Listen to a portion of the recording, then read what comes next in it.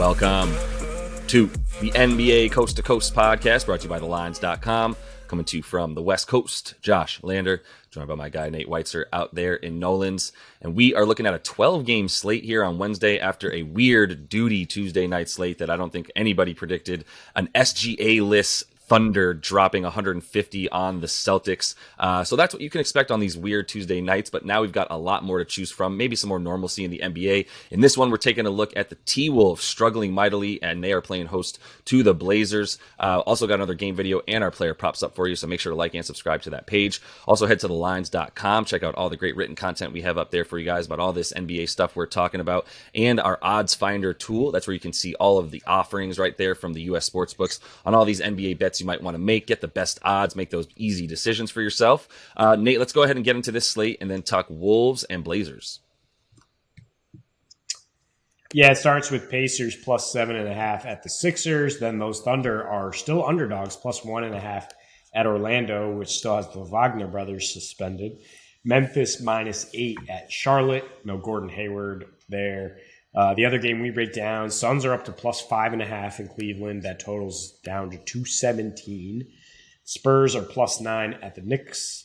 Bucks plus 5 at Raptors. Rockets plus 7 at the Pelicans. Zion's going to be out 3 weeks, it seems.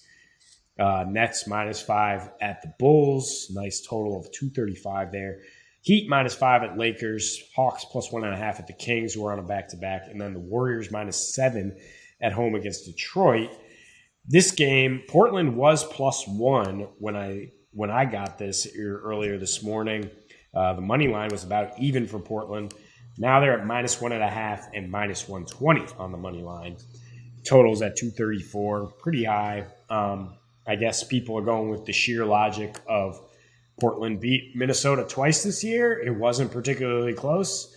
And Minnesota, they're not really buying that they've snapped out of their funk just because they beat Denver, which was on a back-to-back and a letdown spot after handling the Celtics at home. They went out to Minnesota the very next day and, of course, did not win that game. But prior to that, Minnesota had lost 6 straight. In their last 7, they have a -4 net rating, 117 defensive rating. And the biggest drop-off from last year has been their ability to get good looks from 3 or maybe just to hit tougher looks in any case. And it's been particularly bad lately. In their last 3, they have the 5th worst three-point percentage in the league. In this 7-game span, they're shooting 33%. That's also 5th worst. They're 26th in assist rate. It's a lot of iso ball for D'Lo and Anthony Edwards and not a lot of playing off each other.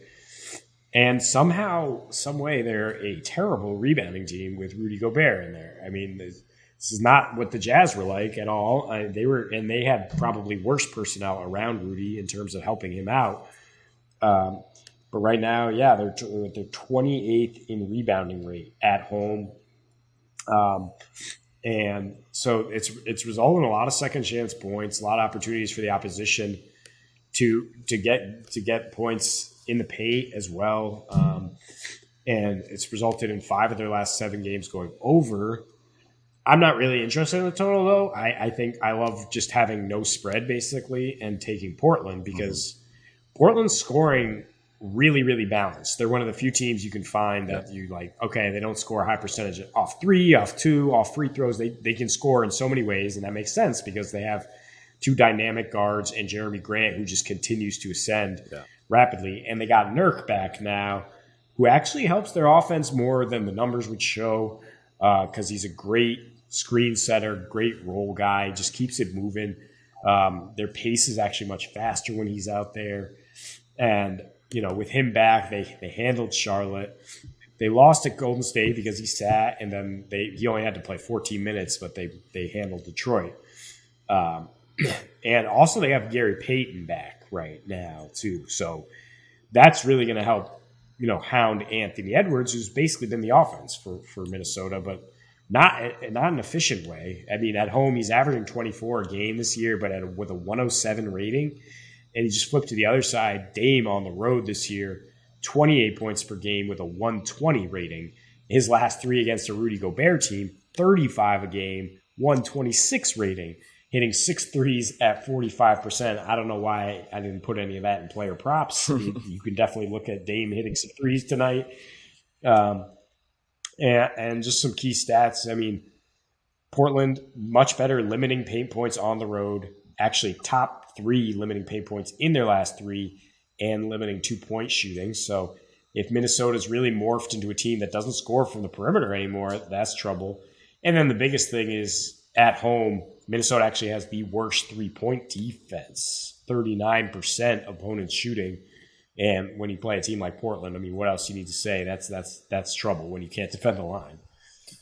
Yeah, I mean, I think they're in trouble any way you slice it in this one, and it's odd that it's stayed where it is. I mean, maybe because they beat Denver, and what the odd thing about that Denver game too is they saved Jamal Murray for that game and didn't even play him against the C's, and then they come out and just look absolutely anemic, like they didn't want to be there. Maybe just some fatigue, but I would agree with just everything you're saying, because now you're basically like the way I see Minnesota is like, it's like they're a crab that just got declawed. Like, what do you even have to defend yourself with, or what's your weapon here?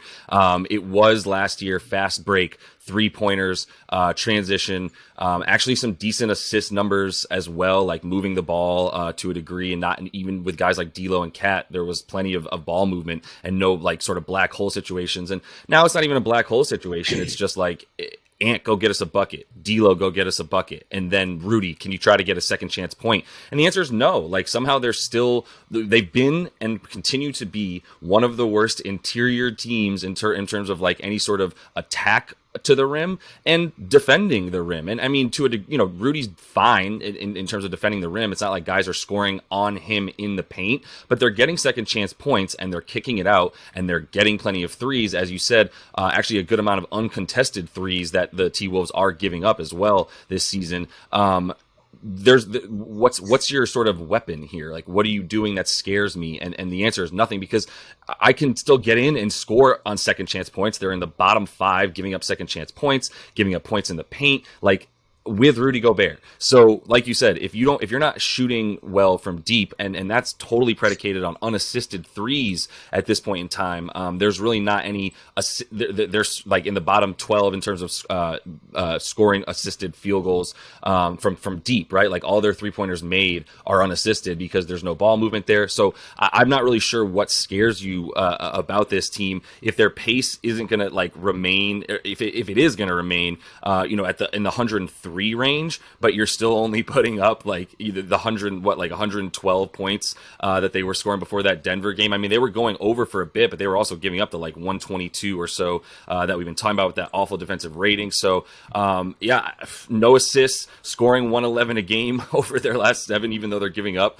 all those points. I just don't know why this line even started where it did. I'm a little bit confused, because also, just to finish things with Portland, like you said, they're scoring from absolutely everywhere.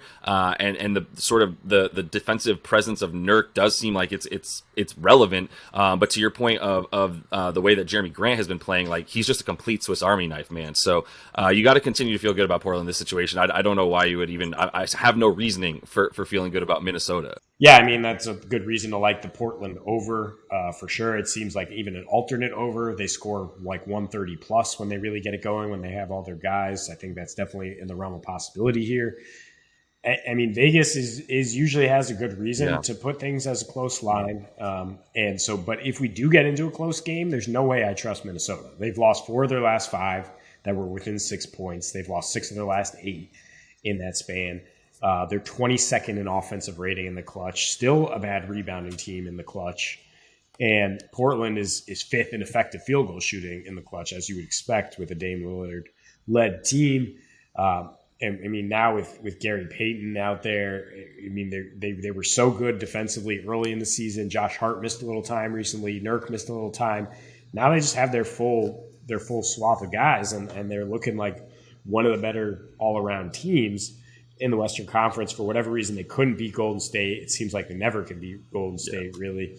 But I think that's why you're getting some value, that the people are looking at their Hornets and Pistons wins saying, that ain't nothing. But look, if they were playing anybody with their full complement of guys, they're capable of putting the whooping on them. They are. And one thing just to be cautious about is anytime that I'm like, I don't understand even if I don't understand why Vegas did something that I think is totally wrong, just take a step back. I think I need to do a little bit more digging to understand that, because it still scares me to bet on it while I'm sitting here with sort of the unknown going on.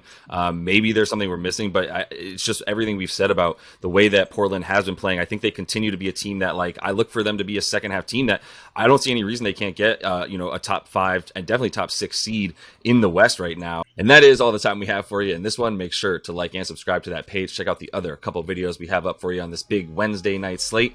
And until we see you next, happy betting.